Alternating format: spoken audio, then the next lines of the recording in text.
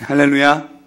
예, 아까 우리 인사했지만 또 아까 한 인사 좀 아쉽잖아요. 그죠? 우리 다시 한번 서로 손 잡으시면서 이번 주가 추석인데 손 꼭 잡아주면서 행복한 추석 되셔야 돼요. 우리 서로 인사하겠습니다.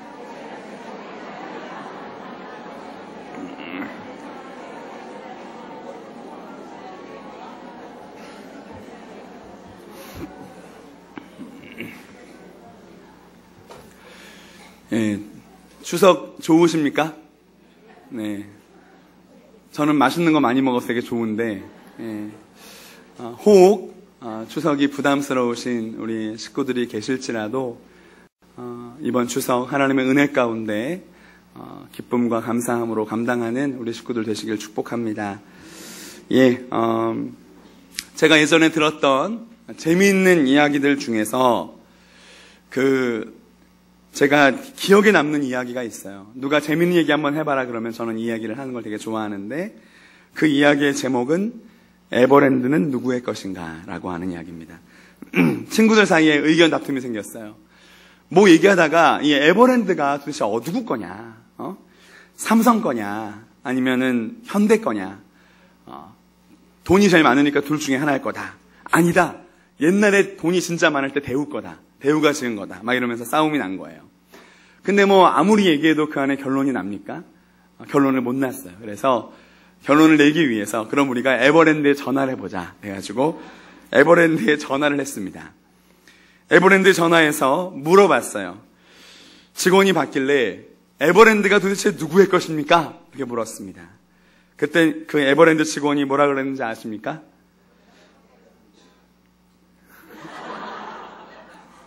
호산나 안 되겠네. 네, 에버랜드는 여러분의 것입니다. 반응 하나도 없잖아요. 되게 재밌는 얘기인데, 예, 별로 웃지도 않으시고, 예. 호산나 알겠습니다. 예. 예, 약간은 생각지 못했던 답이잖아요. 예, 오늘 하나님께서 오늘 우리에게 주신 본문의 말씀도 약간 그러한 분위기를 느낄 수 있습니다. 총 28장으로 되어 있는 이 사도행전은요, 그 뜻이 말 그대로 사도들이 예수님을 전하기 위해서 행했던 이야기, 그것이 사도행전입니다. 근데 이 사도행전의 이 사도들은 두 그룹으로 나눌 수 있는데요. 첫 번째는 베드로를 중심으로 한 12제자 그룹의 사도들, 두 번째는 바울을 중심으로 한 바울 그룹입니다. 이 첫 번째 12제자 사도 그룹은 예루살렘 교회를 중심으로 유대인들에게 복음을 전했습니다. 사도행전 28장 중에서 1장부터 12장까지가 바로 그 이야기예요. 근데 13장부터 마지막 장까지는 두 번째 사도 그룹인 이 바울 사도를 통해서 이 안디옥 교회를 중심으로 이제 전 세계 이방인들에게 복음이 전해지고 교회가 세워지는 이야기입니다. 여러분, 이 사도행전의 시작점에 어떤 말씀이 있죠? 사도행전이 어떤 말씀으로 시작합니까? 바로 사도행전 1장 8절 말씀이죠. 무엇입니까? 오직 성령이 너희에게 임하시면 너희가 권능을 받고 예루살렘과 온 유대와 또 어디예요? 사마리아와 땅 끝까지 이르러 내 증인이 되리라 하시니라. 그렇지만 예수님께서 십자가를 지시고 보혈을 흘리신 후에 죽으신 후에 그리고 부활하신 후에 예수님께서 승천하시기까지 그리고 하나님께서 약속하신 성령이 예루살렘에 있던 사람들에게 내리기까지 그리고 성령께서 이 예루살렘 교회와 함께 하시며 강력하게 역사하실 때까지만 해도 예수님의 십자가 복음은요 여전히 갇혀 있었습니다. 어디에요? 예루살렘 안에. 누구에게요? 유대인들 안에 갇혀 있었습니다. 그런데 예수님의 그 명령대로 이 사도행전의 이야기는 하나로 결론 지어줄 수 있어요. 결국 뭐냐? 예루살렘과 유대인들 안에만 갇혀져 있던 이 복음이, 이 강력한 복음의 불씨가 이제는 모든 이방인들에게로 복음이 상관이 없어 보이는 사람들에게로 전해져 가고 또 그 복음의 불씨가 그들에게 있던 것이 다른 곳으로 전해지고 로마에까지 땅 끝까지 이르러서 이 복음이 전해지는 이야기, 그것이 바로 사도행전의 이야기입니다. 오늘 본문까지의 사도행전, 오늘 본문이 11장 말씀인데요. 그 사도행전 이전까지의 내용을 잠깐 살펴보면 사도행전 1장부터 7장까지는 예루살렘에서 시작된 이 복음의 불이 예루살렘 교회를 중심으로 타오르게 됩니다. 그들은 이 복음의 불이 너무 강력해서 그들의 삶이 완전히 변하고 그들이 서로 깊이 사랑하며 말씀을 나누고 떡을 떼면서 아름다운 교회를 이루지요. 그렇게 예루살렘에서 그 복음의 불이 계속 타오릅니다. 그런데 이 복음의 불이 예루살렘 교회의 집사였던 스데반의 순교를 시작으로 이 대대적인 박해가 예루살렘 교회에 가해지게 됩니다. 예수 믿는 사람을 다 잡아 죽이는 역사가 있게 되죠. 그래서 이들이 도망을 가면서 사방으로 흩어지게 됩니다. 자, 이 예루살렘에만 타오르던 이 불을 지금 박해로 말미암아 흩어져 가게 되죠. 누가 하신 일일까요? 하나님께서 하신 일이죠. 복음은 예루살렘 안에만 머물면 안 되고 유다인들에게만 머물면 안 되는 것이었거든요. 말씀대로 어떻게 됩니까? 예루살렘과 온 유대와 그 다음에 사마리아 땅까지 가는 역사가 사도행전 8장에 나오는 거예요. 사도행전 8장에 사마리아 유대인들에게 복음이 전해집니다. 그리고 9장은 전 세계 모든 이방인들에게 복음을 전하는 사도로 부름받은 이 바울이 예수님 믿는 사람을 잡아 죽이러 가던 길에 예수님을 만나는 역사가 9장에 나오고요. 10장은 이 첫 번째 사도 그룹의 지도자였던 베드로가 이 로마 군대 백부장이었던, 로마 군대면 이방인이잖아요.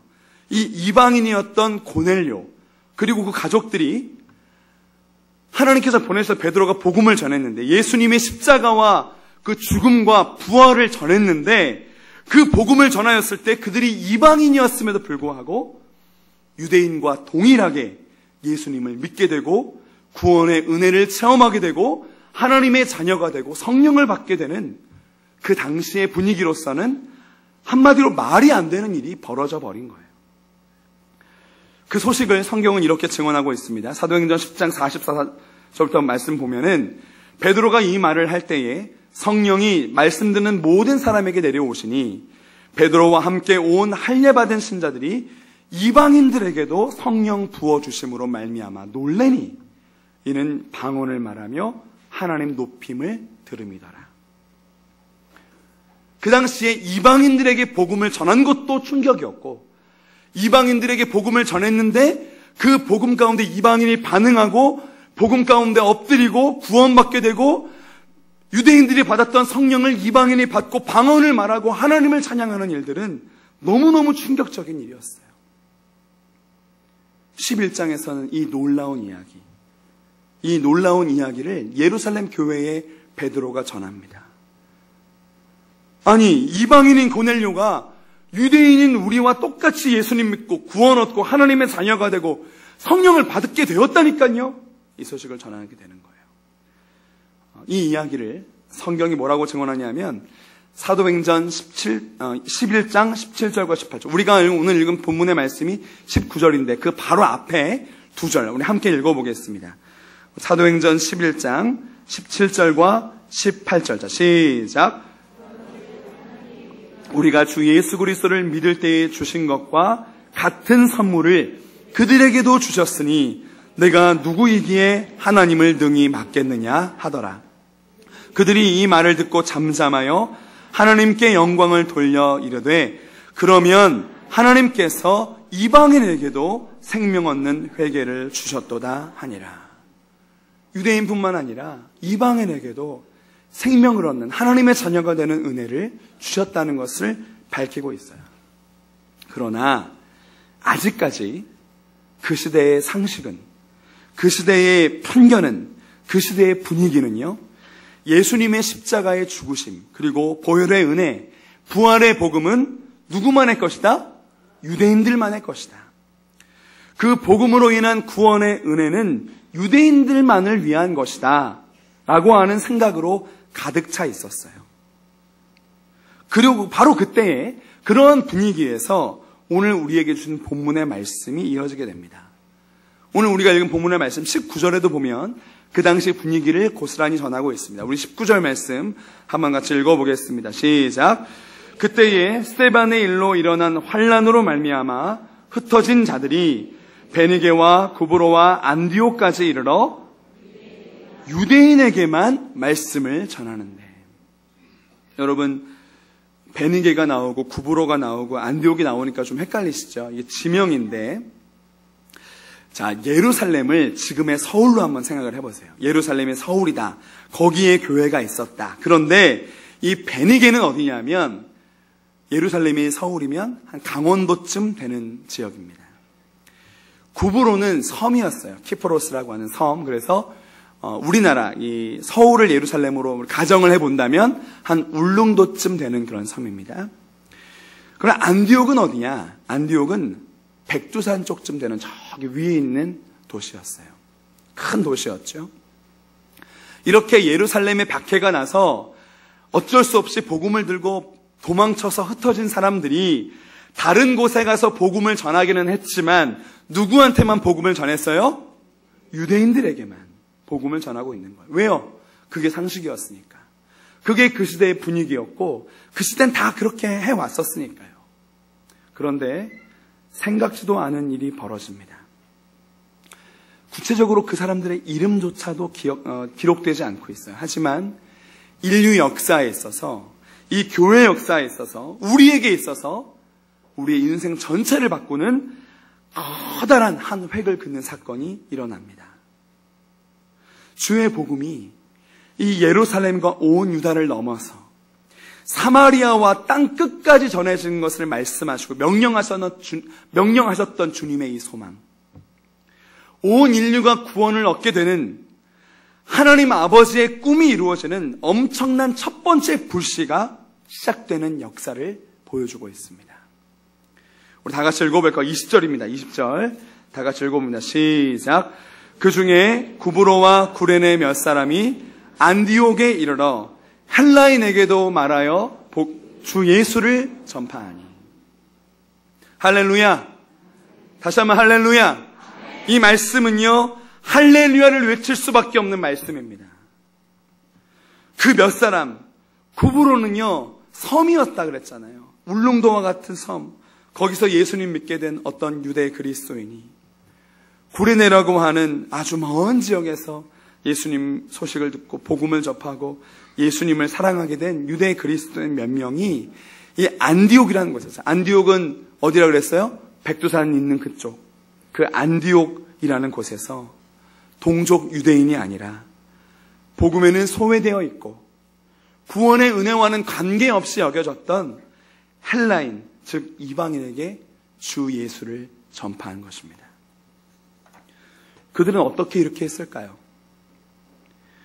자기 자신을 구원해 주시고 자유케 하시고 모든 죄를 용서하시고 영생의 기쁨을 주신, 소망을 주신, 이 영원한 소망을 주신 이 복음의 은혜, 이 감격과 감사를 혼자 가지고 있기에는 힘들었을 테죠. 그 구원의 은혜와 사랑을 아무나 그냥 붙잡고 너무나도 전하고 싶었을 테죠. 그리고 오직 성령이 너희에게 임하시면 너희가 권능을 받고 예루살렘과 온 유다와 사마리아와 땅 끝까지 이르러 내 증인이 되리라 하신 주의 말씀, 이 명령을 기억했을 것입니다. 그 구브로와 구레네 몇 사람의 이 상식과 분위기와 습관을 뛰어넘어서 이방인에게 복음을 전했던 그들의 그 작은 시도요, 그들의 그 작은 순종, 그 작은 전도가 어떠한 일을 이루게 됩니까? 자, 21절부터 보게 되면 21절만 우리 같이 한번 읽어볼까요? 자, 시작. 주의 손이 그들과 함께 하심에 수많은 사람들이 믿고 주께 돌아오더라.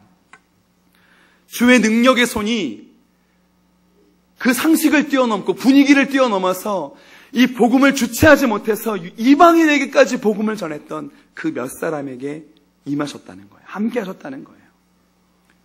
여러분, 이렇게 된다면 그들의 그 이방인에게 복음을 전하는 이 시도, 그 순종, 그 전도를 하나님께서 기뻐하셨다는 거예요? 싫어하셨다는 거예요? 당연히 기뻐하셨다는 것이죠. 주께서 매우 기뻐하셨다는 증거입니다. 그리고 수많은 사람들이 주께 돌아오게 되었다는 거예요. 이방인도 예수를 믿고 주의 자녀가 되는, 이제까지 유대인들이 상상조차 하지 않았던, 생각도 하지 않았던, 한 번도 경험해보지 못한 일이 벌어지게 된 거예요. 22절에 보니까 이것이 좋은 소문으로 나게 되고, 그리고 이 소문을 듣고 그것이 사실인가 하여 온 사람들이 이것이 하나님의 은혜인 것이 확인되는 거예요. 가서 확인해 보니 과연 사실이구나. 이방인들도 똑같이 구원의 은혜를 누리고 하나님의 자녀가 되고 성령의 기름 부으심을 받게 되는구나. 이방인들도 하나님의 백성이 되는 이 역사는 과연 은혜이구나 고백하게 된 것이죠. 그리고 25절에 보니까 바나바와 바울이 동역하여 섬기게 됩니다. 이방인을 위한 전도자들이 부름받게 되고 이방인의 사도 바울이 세워지게 되는 것이죠. 여러분, 이게 무슨 이야기입니까?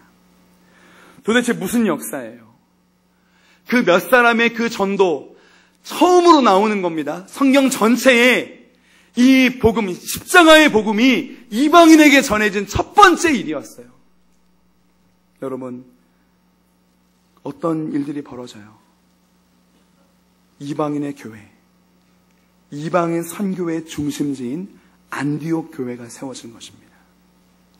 이 안디옥 교회에서 전 세계 복음화를 위한 선교사인 바울 사도가 파송되게 되지 않습니까? 여러분, 우리가 지금 이렇게 여기서 예수 그리스도의 은혜를 누리고 십자가의 보혈로 내 모든 죄가 용서받고 이제 죄 가운데 고생하지 않고 고민하지 않고 죽음이 와도 두렵지 않은 이 은혜를 누리게 된 것, 누구 때문입니까? 우리가 이 고난의 땅을 살고 있지만 내 인생은 하늘에 속한 하나님 백성으로 살게 된 것, 영생을 누리며 사는 하나님 백성이 된 것, 바로 안디옥 교회 때문 아닙니까? 안디옥 교회, 다시 말해 우리에게 복음을 준 전 세계 복음화의 출발점이 바로 그 구브로와 구레네 몇 사람의 전도였다는 것이죠. 그리고 또 이 작은 전도의 열매로 어떤 일이 일어납니까? 우리 26절 한번 같이 읽어보겠습니다. 26절, 자 시작. 만남에 안디옥에 데리고 와서 둘이 교회에 1년간 모여있어 큰 무리를 가르쳤고 제자들이 안디옥에서 비로소 그리스도인이라 일컬음을 받게 되었더라. 안디옥에서 불려진 그 그리스도인이라고 하는 이름, 여러분 지금 우리의 꿈 아닙니까? 진짜 그리스도인 되고자 하는 마음, 우리의 꿈 아닙니까? 구브로와 구레네 몇 사람의 이 작은 시도, 작은 순종, 이 작은 전도가 우리의 꿈의 시작이 되게 되는 겁니다. 엄청난 결과이지요. 안디옥 교회를 통해 전해진 이 복음, 아니 이 몇 사람의 작은 전도를 통해서 계속해서 흘러온 이 복음의 불씨가 지금 우리를 살리고 지금 우리 가슴에 붙어있지 않습니까? 나를 살려내신 이 복음, 제가 지난 주간에 몸과 마음이 너무 힘들고 아픈 거예요. 누구에게도 위로를 받을 수 없는 것 같고 이해하는 사람도 없는 것 같고 내 자신의 모습에 실망하는 그러한 마음으로 또 보내는 시간들이 있었습니다. 그런데 이 아픔을 가지고 이 고통을 가지고 주 앞에 그냥 이름을 부르면서 은혜를 구했을 때 하나님께서 그 부어주시는 은혜가 너무나도 위대한 은혜임을 다시 깨닫게 되었습니다. 그 은혜는 그냥 놀랍다는 말로 표현이 안 되더라고요. 다시 세워주시는 이 은혜는 그냥 크고 장대하다는 표현으로 안 되겠더라고요. 그래서 그 은혜는 정말 위대하신 은혜구나.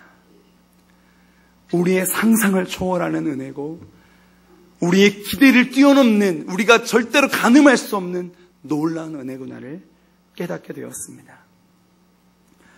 나에게 영원한 생명과 은혜를 준 이 십자가의 복음, 십자가에서 나를 사랑하신 예수님의 그 보혈, 나를 죄에서 자유케 한 이 복음, 비록 우리가 이 땅, 고생의 땅을 살고 있고 초라한 인생을 살고 있는 것 같이 보이지만 우리가 평강을 얻을 수 있고 소망을 얻을 수 있는 이 복음 우리 안에 있지 않습니까?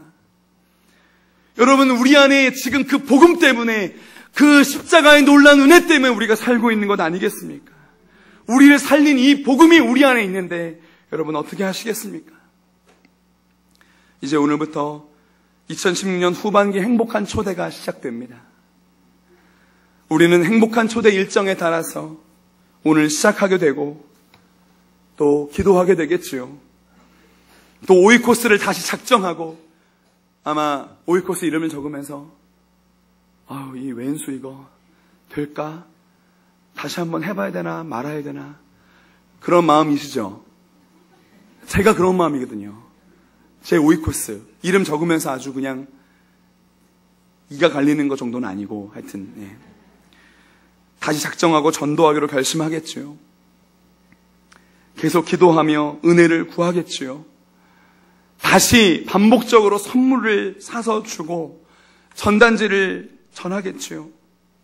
또 그들의 마음을 얻기 위해서 자존심 다 버리고 식사 대접도 하고 다시 초청하겠지요. 사랑방에서는 그 힘든 사랑방 초춘잔치를 위해서 간증도 준비하고 레크레이션도 준비하고 못하지만 음식도 준비하고 집에서 잘 하지도 않는데 그냥 상에다가 전지도 깔아놓고 그런 잔치를 열겠죠.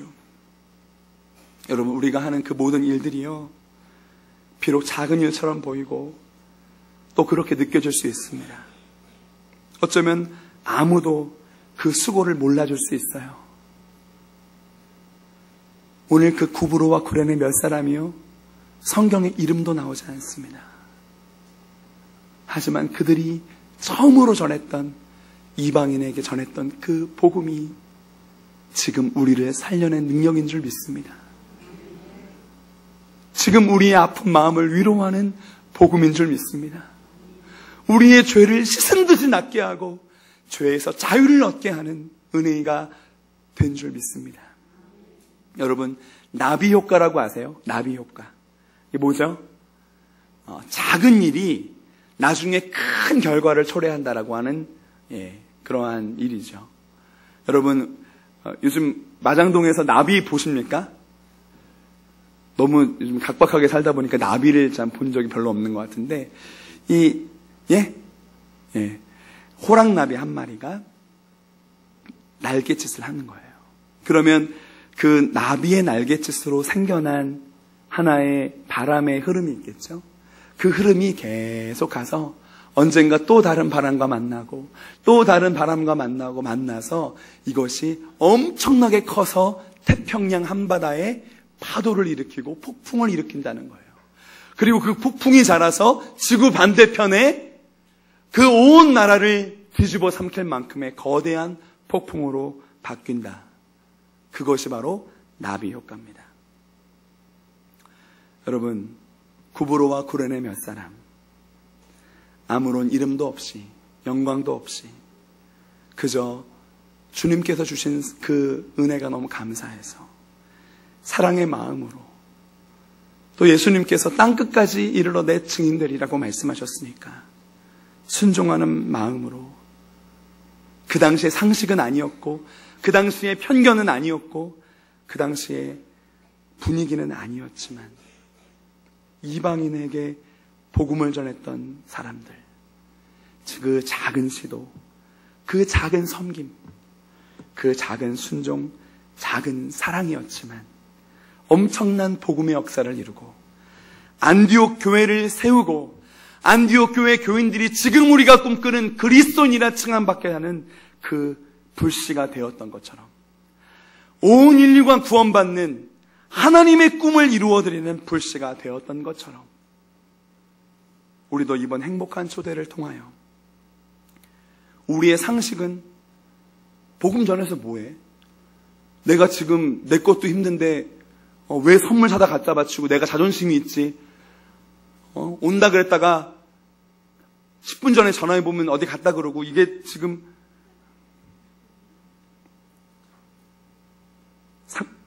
선물만 받아 먹고 오진 않고, 기도 아무리 해도 들으시는 것 같지 않고,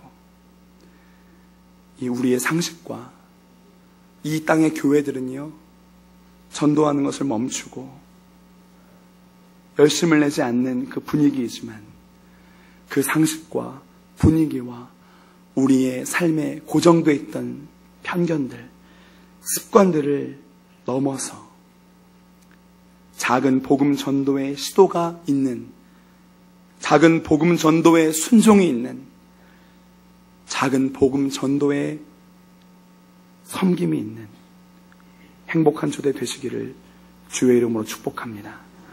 계란으로 바위를 치는 것 같이 보이지만, 아무 일도 일어나지 않을 것 같이 보이는 시도이지만, 작은 일이지만 그들을 위해 함께 이름 불러 다시 기도하고, 함께 동참할 선물을 준비하고, 함께 식사를 대접하고, 함께 사랑과 정신연지를 준비하는 그 모든 일들이 우리 가운데 있게 되시기를 축복합니다. 우리의 전도가 엄청난 복음의 역사를 이루어내는, 무엇보다 하나님께서 기뻐하시는, 아까 말씀하셨던 나비 효과가 아니라 나비 효과를 뛰어넘는 홍익 전도 효과를 보는 그러한 2016년 가을 행복한 초대가 되시기를 마음 다해 축복합니다.